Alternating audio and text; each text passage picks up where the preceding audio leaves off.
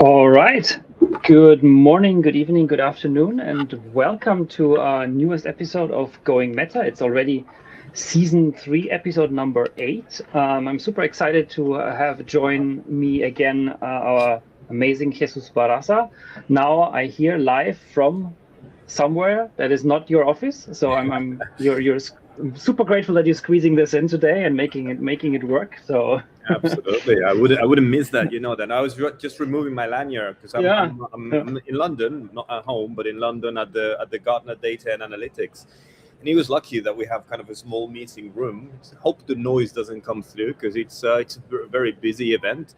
So I managed to find I wouldn't say quiet space, but at least a somewhat quiet corner, yeah. reserved. Yeah.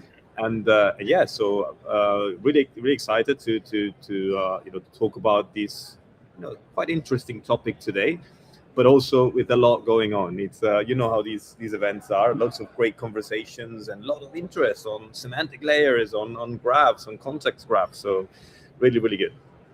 Yeah, that's cool. That's amazing. And again, thank you that you make the time today for us for this episode. Even though busy day, lots of conversations, as you said, you must be careful that you don't lose your voice and don't have a sore throat at the end of the day from too much. If the demos and the code works, I'm happy. That's my because preparation has suffered a little bit. Having spent time in other things. I probably haven't given the attention that it is, but I'm good. I'm sure it's going to be an interesting one today. Yeah, and I don't want to take too much time away from what you want to talk about and what you want to show about, but maybe you can give a quick impression of how it's maybe changed or how it feels like to you when you go to conferences these days and when you talk about Neo4j and graphs, and do people approach you and say, hey, ontologies, semantic web, semantic information, give me more RDF maybe as well. What's it all about? Is there something you see popping up more these days since since a couple of that's a very good question, because there are now I'm at Gartner, which is kind of a different type. It's more kind of C-level and more kind of executive level, a different type of audience. There's also practitioners, kind of senior individuals. They care about more architectural issues, strategic concerns. But I was last week at the Knowledge Graph conference, which is very obviously knowledge graph focused conference, and both of them have one thing in common, and there's this kind of shared interest from two different angles. This idea of a semantic layer, of a knowledge layer, right? So the idea is agents need to get access to data, and data in the enterprise is not very well described. It's lacking, connectedness. It's lacking explicit semantics, things that we have been talking about for ages, you and I, right? So years. And this kind of this vision of what the semantic layer would be is this kind of, I would call it a mapping. Well, you capture some kind of description of what your data assets are and how they relate to some more business-oriented description, what we would have called the domain ontology, right? And like this, we have this kind of graph representation that capture these two layers connected to each other. And then when an agent comes with a task, with a question, this question will typically be described in terms of business entities, in terms of business terms, right? So we have now a gate to access data and to map these business terms. It's a bit what we saw already a couple of years ago in the benchmark that our friends from Data.World created. Remember how they proved that agents were 3 times more accurate when they had a knowledge graph that described the content of a relational databases. So the reality out there is still very much the case that data is lacking this kind of rich semantic description that this knowledge layer is providing. And there's a lot of interest. Of course, here is more like, how do I do it at scale for my organization? How do I approach it? What are the skills that I need? In the Knowledge Graph conference last week was exactly what you were saying. How do I create my ontology? Is that going to live in what kind of environment? Do I need a triple store? Do I need inference? Do I need shackle? Lots of these topics that we've been discussing over the months, over the years. And from different angles, like I say, but they both converge in this idea and the value that it brings. And attached to that, of course, is the whole context graphs idea, which is still a bit vague, but it adds an interesting angle, and it's exactly what we're going to be discussing today. Like we've been focusing a lot on the what. I mean, I know what I'm looking for and I know where to find it, but what about the why? How did things end up being the way they are? Are we capturing that? Well, most of the times we're not, and that's lost. It's very valuable. And well, I'll pause there because that's going to be the topic of today's session. Cool. Yeah. No. Thank you for that insight. I can only agree. I see it all. Also, I was at a meetup last week, and I was also asked the same kind of questions. Like, how more from a builder's perspective, obviously. So how do I build this? Is this a good approach? Do I combine traditional technologies with graph? Where does the knowledge layer fit? Where do I slot it in? So I see it pop up more. I think people are now realizing, okay, this needs to be more of an architectural approach, and you need to combine a couple of things. You cannot just throw something in it, especially with AI. It's tricky. Totally. Yeah. So today we talk about the graph behind the graph. Is the topipic tracing ontology design decisions. So that sounds very cool. Graph behind the graph. Enigmatic title, and you were saying it's not, as in terms of length, it's not too bad, but it's I wanted actually to build on what we did last week in particular, but also last month in particular, but also a couple of months, and focus on this idea of the reasoning traces and the context graph. So basically the graph behind the graph that we end up creating. And I wanted to use an example that's familiar to us because, like I was mentioning before, the idea of context and reasoning traces is, we use a lot these examples in our presentations. Like, let's say we are trying to capture the details of how does it happen today when a sale happens, right? So probably a salesperson has a negotiation via email with a customer. At some point, this salesperson communicates via Slack with the manager to get approval for a particular discount that goes over a particular, the standard process. They get this approval, and as a result of the whole process, you end up probably in your CRM, in your Salesforce, or whatever your tool of choice is. You end up having, okay, that's the discount that is applied to this customer. So you end up with the final product. That's what this customer is going to be paying. But how did that happen? Who was involved in this? Is the chain of approvals, and how is that useful? And that's useful from 2 points of view. The first one is traceability. Of course, we want to be able to capture that. But then it's very important in the agentic, era, because when agents take care of orchestrating these tasks, agents are going to be able to do 2 things. They're going to be able to get better by learning from previous experiences, but they can also save time and cost by not repeating things that we have solved in the past and for which we already have a solution. So that's the value of these capturing these reasoning traces in what we call the context graph. There's other examples, and Will has published this article where he talks about the same. It's a chain of approvals or sequence of decisions to approve a customer's in a financial scenario, to approve an individual's application for an extended loan or something like that. Same thing. In the end, you get a loan, but what's the chain of decisions? Who was involved in that, and how is that important to? How do you capture that? Because this has been defined as the context graph. So there's kind of this intuition that this feels like a graph, and so thinking about that, I thought, hey, there's a perfect scenario to test that for real. And I was thinking, last month we used skills to create an ontology, and remember how we fed the skills, the 3 inputs, right? So we provided kind of some description of the requirements, competency questions. We provide even some sample data, and if existing, some available ontologies that we want to combine and build on. And then the agent got into this kind of process and ended up giving us a great, very well documented ontology. And that's it. So we got the ontology, and now we could, back then what we said, we want an ontology because we want to use it to drive data ingestion, and we show how this ontology could be used to populate the knowledge graph. And that's great because it serves its purpose.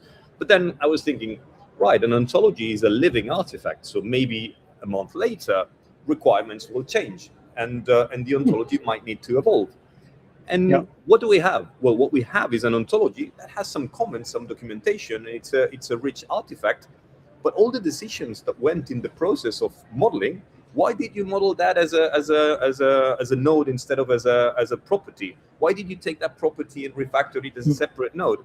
All these that were modeling decisions that the agent took, and probably with human input, were lost.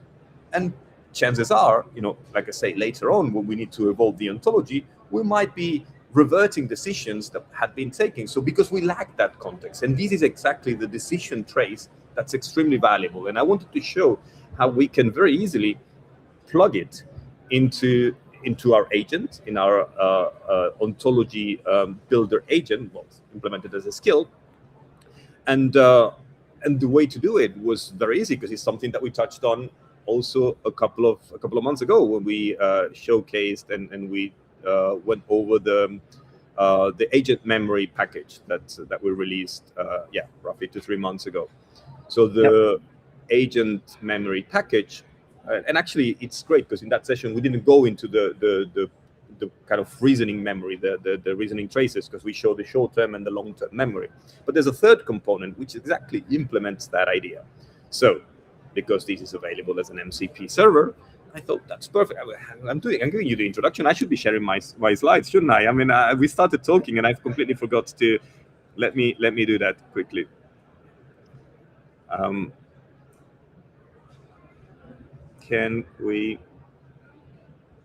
Am I sharing my screen? And I'm probably gonna lose the video, but here it is. We see it. Good. Yeah. So maybe I can go on slideshow to make it bigger. But yeah, that's the idea. That's the title as we discussed. And I was referring to the 2 previous episodes, right? The immediately one before this one, we talk about agent skills and how to use them to create an ontology helper to build ontologies. And in February, a couple of months ago, we went over the agent memory, and there was this component that we didn't touch much on, which is the reasoning memory. And the idea is that that's the actual implementation in EFJ of context graphs. So we went over this idea that there was the short-term memory that captured the message exchange between the user and the agent. The long-term memory, which was the entities that were distilled, that were extracted as relevant through entity extraction from this conversation, somehow like a knowledge graph that gets built for us just by the agent, doing its job. And finally, there was the reasoning memory, what it didn't touch on, but the reasoning memory, and we can go to the documentation. Sorry, before I go there, actually I have the page here, but you have the URL. So the reasoning memory captures, you can share it there. It's a bit small here, but you can see how it records every decision step in the execution of an agent. And it captures tool calls whenever there's tool calls, any outcome, any kind of human in the loop input. And in the end, that traces can also be queried and can be analyzed, like we were saying before, to understand, to trace, but also to learn and to kind of improve the performance of the way an agent acts. So that's the component that we're going to be using today. Oops, I didn't want to go there. Here we go. And if you want to go in a bit more detail, this is the if you go to the reference, if you go to the MCP tools, you will find that there's the details on the. Here we go. Search for trace. You should be able to find. Here we go. A bit further down. That's where you start a trace. So there's you're still sharing. Oh, I'm still. Well, at least, yeah, we only see the slide, but I zoomed in a little bit now to the diagram, so maybe that helps. Okay, so let me actually probably stop sharing because I wanted to share probably the whole window, right? And so yeah, I just basically clicked on the link, and this is what you get, right? So this is the is it visible now? Should be. 1 second. Sure. Here we go. Yep. Yeah. Sorry, maybe I'm kind of messing with the sizing that you had created. But yeah, if you click, I mean, this is basically the documentation of the agent memory package. And if you go to the MCP tools, you will see that in the the procedural memory, the reasoning memory, sorry, we have tools that we're going to have available to us through MCP, like start a trace, right? And you associate to a session, you indicate a task, you can associate some metadata, and then you have steps in a trace, right? So like we were describing before, a reasoning trace is a sequence of steps that might involve tool calls, right, as we're seeing here, or just decisions, modeling decisions, as in our case. And finally, when we finish, we complete the trace, and we have a graph representation of it. But we're gonna see all that.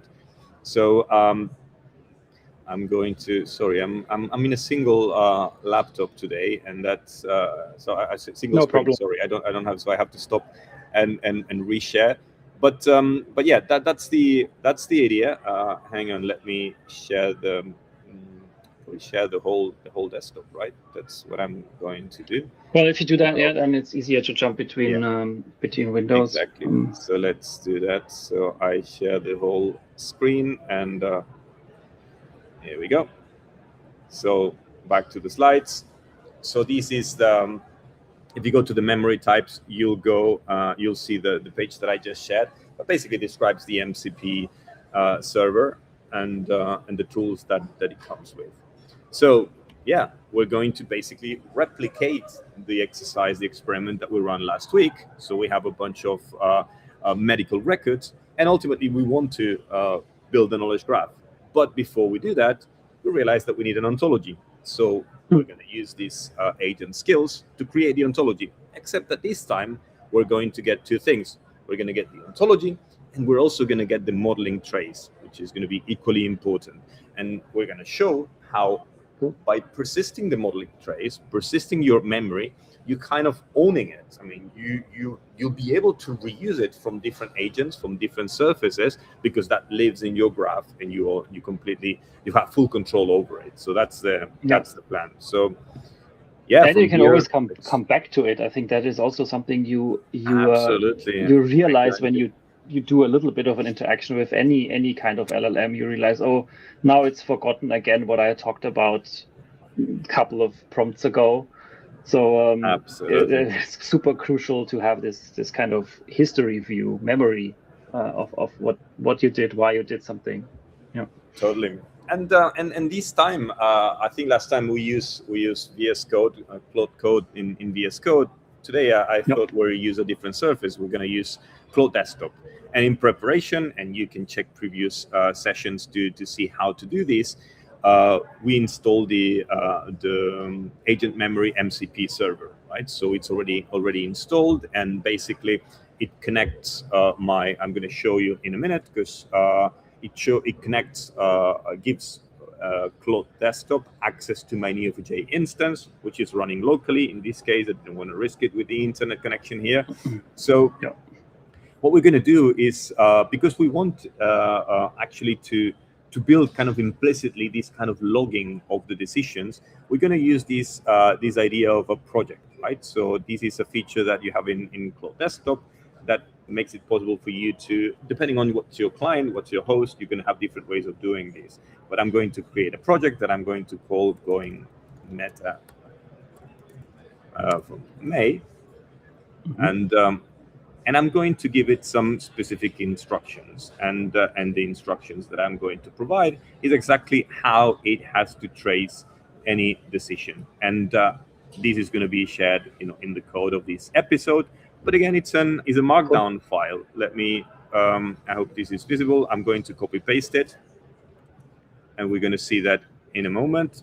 But you're going to see what it tells Claude Desktop to do. So basically, we're asking it to do a reasoning capture, right? So whenever you carry out any ontology modeling, you're going to use the agent memory MCP, which we're going to check that it's already installed. And we want to capture every reasoning step for every modeling decision. So, and we give detailed instruction on how to, every time you include a class, I mean, the kind of decisions that we were discussing before, when you choose between modeling something as a class or a property, I mean, we can give as detailed instructions as we want here and exclude or include the bits that we consider relevant.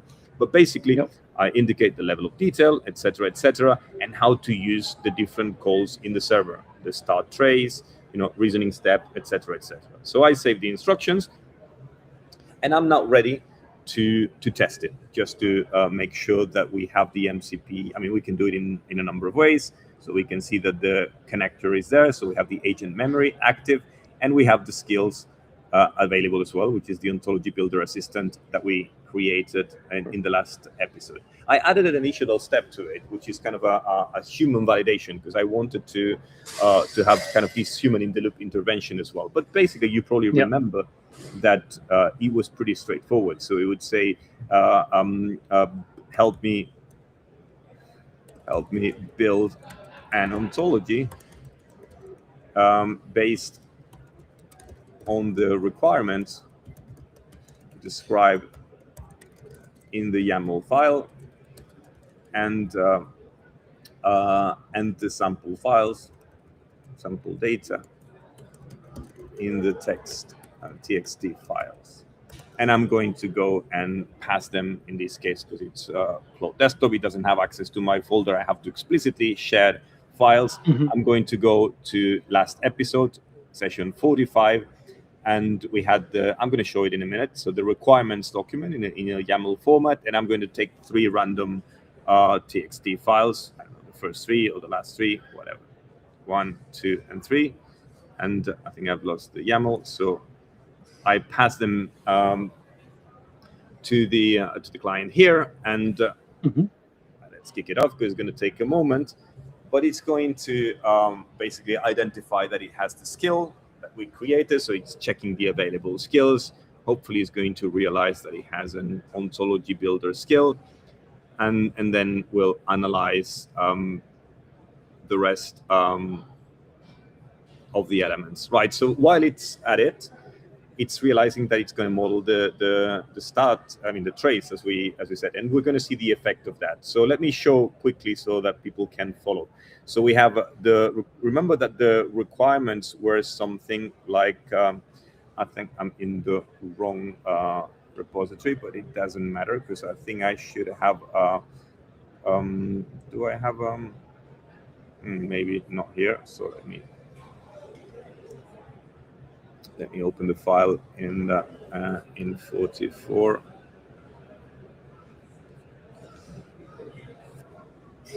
It was relatively straightforward, what I remember.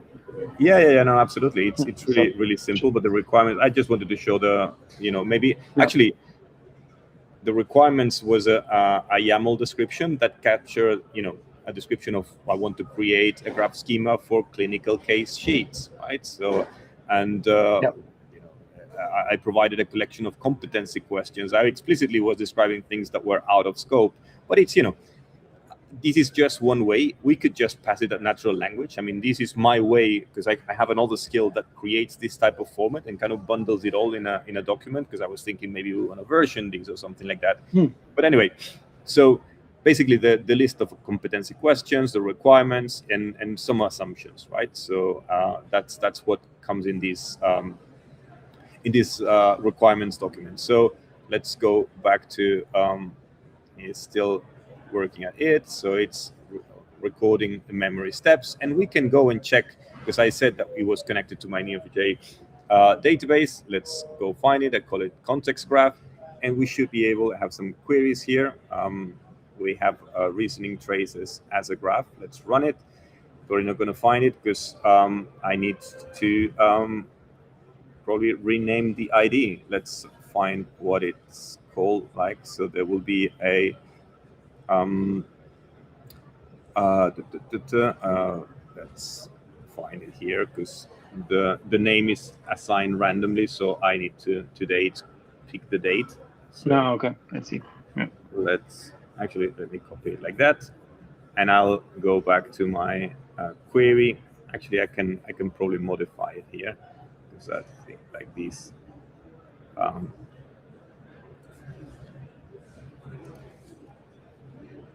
Session ID, I don't need that. Save it, and now we can run it, and look at that. So we have a node representing and this is being created right now, right? So as we pick 5, So we have a node representing the whole reasoning trace, and it has a bunch of steps that we can see. Let me again copy the ID, because I'm going to modify. Probably, even though it's a graph and we have the steps, and the steps have a sequence, step number and the detail. You can see how we have the 3 elements. I'm going to see them in a moment, but we have the timestamp, and we have a vector, an embedding representation of it, and this is all taken care of by the agent memory package. So let me modify these with ID. Oops, double quotes, not good. Let's save it, and we're going to see it in a more kind of tabular form. But in this case, you see how at every step, there's an observation, there's kind of some form of reflection, and then there's an action, right? So it looks at competency question number 1, and it says, well, I'm going to normalize the input. That's my observation, and in the end, I extract the candidate concept. And like this, step by step, I'm going to include patient as a core class, and we'll have a pretty detailed description of every step along the way. And this is being logged in the graph until, and then we get the same output that we got last week. So the only thing that has changed is that this has been logged in the kind of reasoning memory as a sequence of that's very cool steps. But then we have the same sort of output, right? So it's tracing the competency questions to all the classes, the candidate classes. I also added an element that would put it, I won't go into much detail, but mapping of competency questions, required elements in the graph with all the comments, etc., etc. It's going to show us a visual. It comes up with the serialization in Turtle.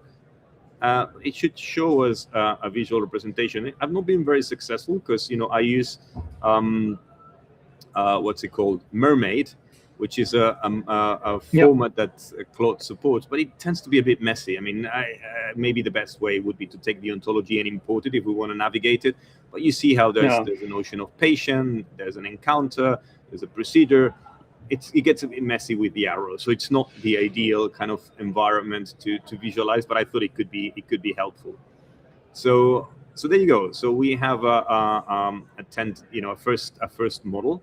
And maybe I can it will ask me, it's going to run some evaluation. Oh yeah, that's another element that I brought in. I forgot to mention. Was it in January, or I can't remember, Alex, but we had an episode where we looked at formal ways to measure the quality of an ontology. Remember how we had structural metrics, we had some alignment with the competency questions. So what I've done is I've added a step that it would go and actually run this evaluation. Remember how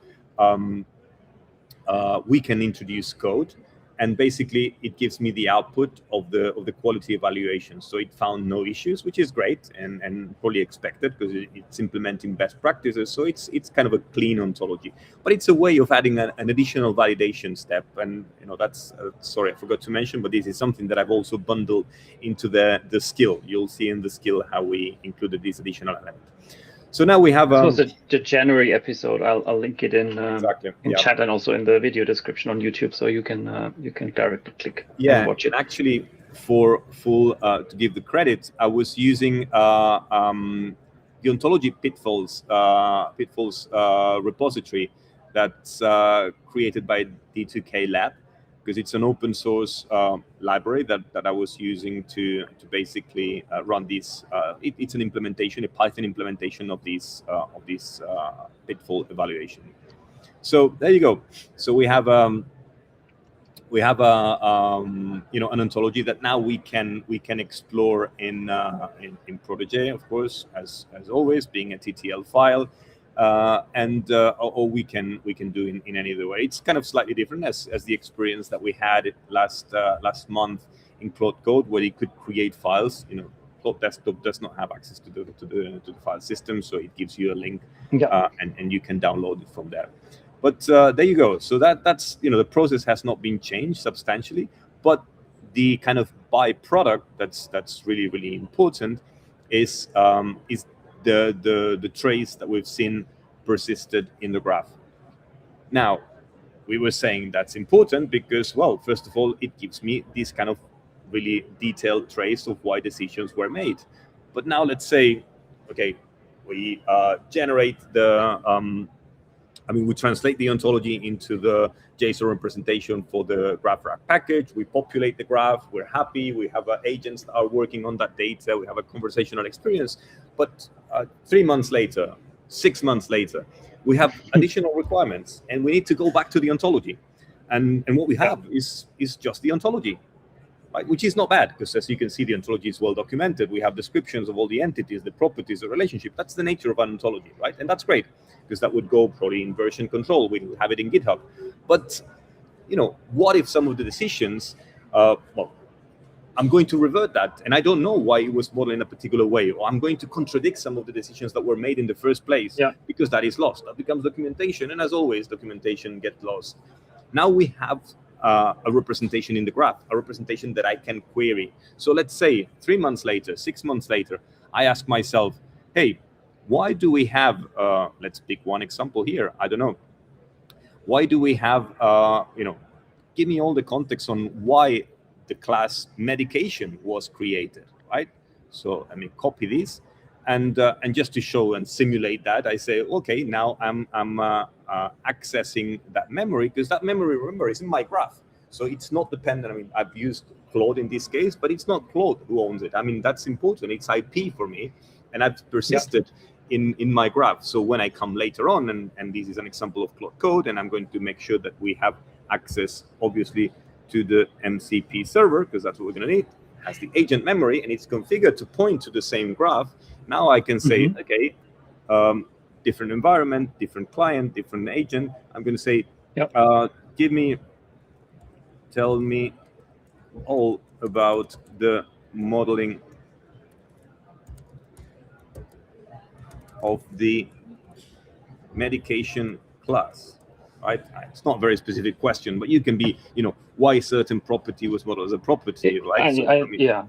You can imagine what kind of questions you could ask, or why something was decided in, and how we got to this point.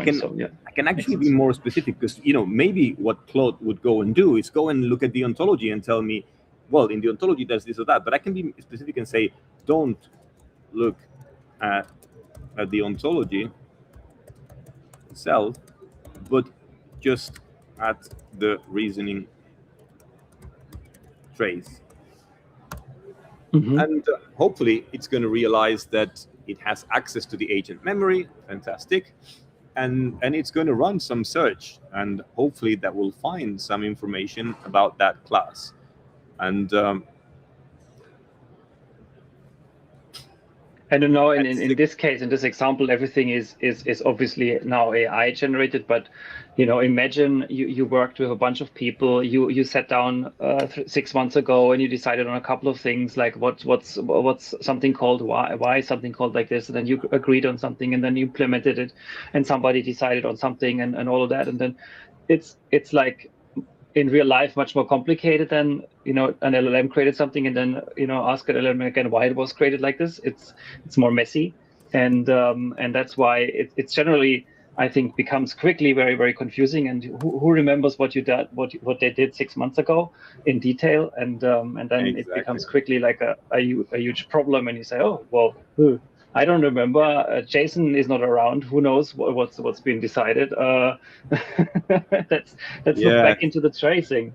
Yeah, exactly. Somehow he was telling me that he couldn't find the traces, and I had to insist it to go and look again, because he was saying I can't find any traces, and there were traces. So I was telling it, can you try again? So somehow it can be a bit funny sometimes, but the important thing is that hopefully it's going to get there, and there you go. Here we go. So it was created as its own class, and it's telling you, well, the decisive factor is that there was a competency question, CQ3 back then, that was asking for procedures or intervention and drug therapy, blah, blah, blah. And it's going to tell you exactly why back then this decision was made. And this is extremely important, because that can give you additional context. You don't only have the ontology, you have the whole. Think of this. Remember that ontologies are, often the result.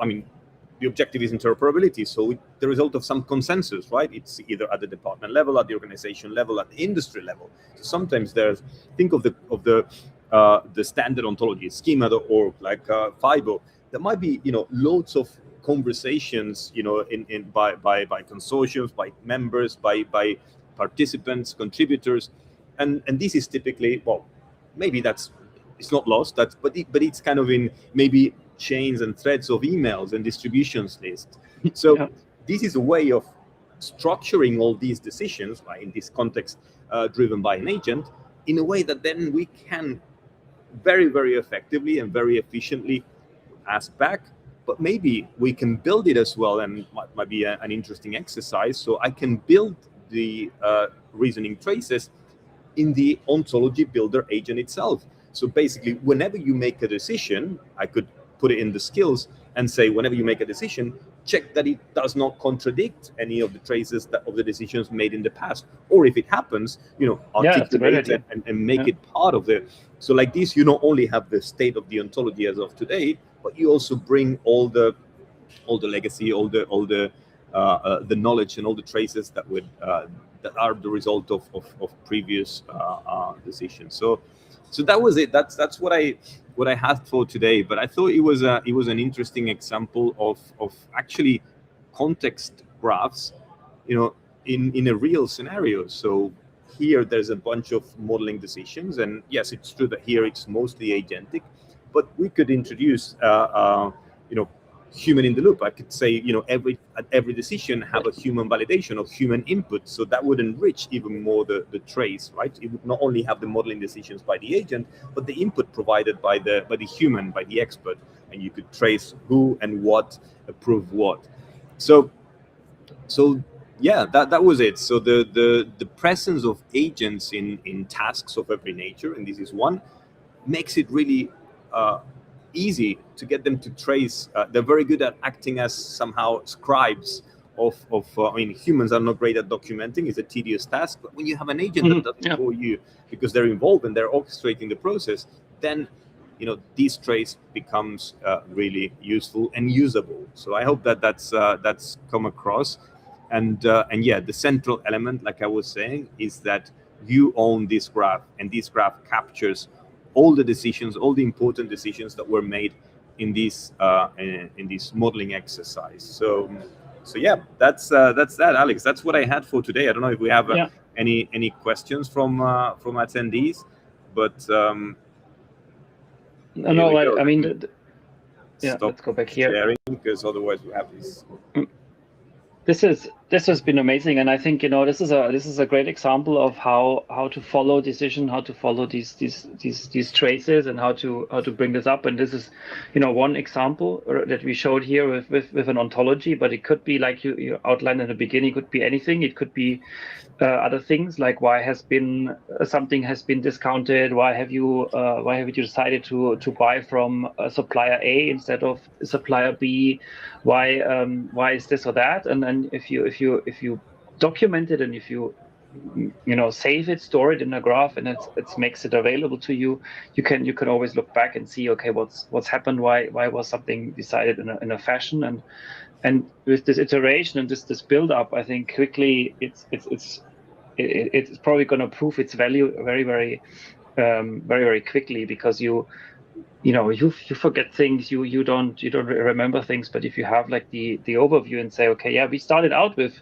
like you said, maybe we started out with schema.org. Yeah, that was our baseline, and then we adopted it, and then we changed a couple of things, and then a year later, it's no longer schema.org. It's our own IP. It's our own thing. And if we say, yeah, but we are schema.org compliant, well, not really anymore, right? Because it changed so much. Absolutely. So yeah. And one thing that I love is this concept of graphs that build themselves. I mean, I didn't give any. I mean, I gave the instructions, but it's just by using the agent that it decided to kind of start persisting. In this case, the trace, but we could add also the short-term, the long-term memory, distilling the key elements. So I like that, and not only for the graph creation in itself, because we immediately show that having that enables additional value, and that was that's really interesting. So So yeah, I encourage everyone to go give it a try. I hope, maybe I was not very explicit on the slides on the components that we used, but there was the agent memory package that has an MCP server version. We use the Ontology pitfalls library to evaluate the quality and measure it. So I'll share that in the GitHub repository. And we use, of course, the skill that we had created last week, and we modified accordingly to introduce these the use of the traces, and all that hosted first in Claude Desktop, and later on VS Code with Claude Code plugin. So that's how we did it. So all this is going to be shared, and please, people, try it and share your thoughts with us and what your experience is like. Exactly. No, Bruno asks where is the repo? Is the slide somewhere? Yes, I'll upload the slides later this week, and the GitHub repository will also be updated with the code that you've seen today. It's already there from the last episode. So if you go to the link I just used here on screen, or shown here on screen, but also if you're interested, you can check out YouTube video link from today's episode, and you'll find all the links in the video description.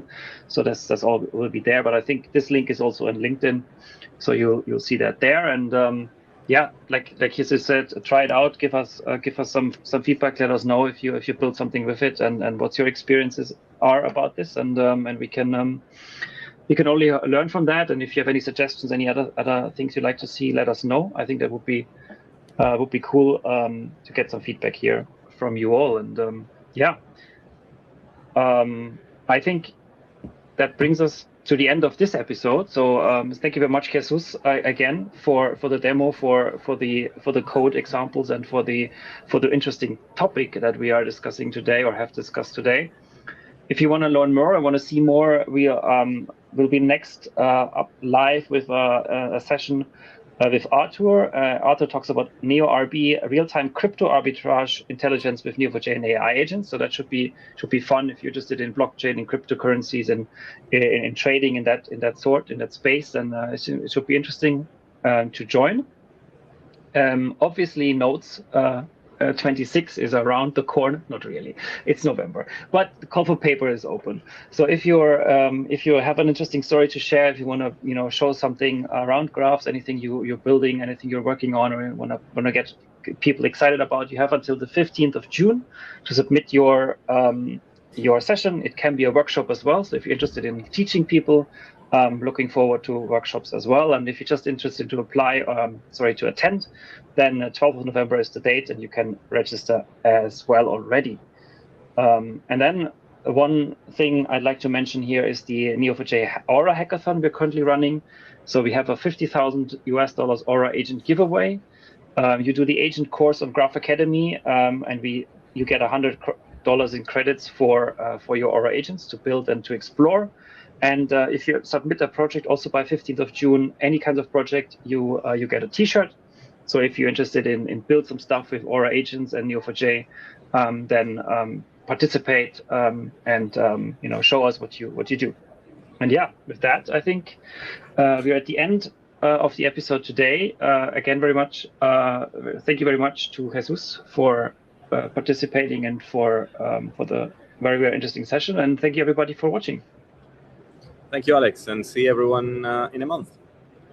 See you next month. Exactly.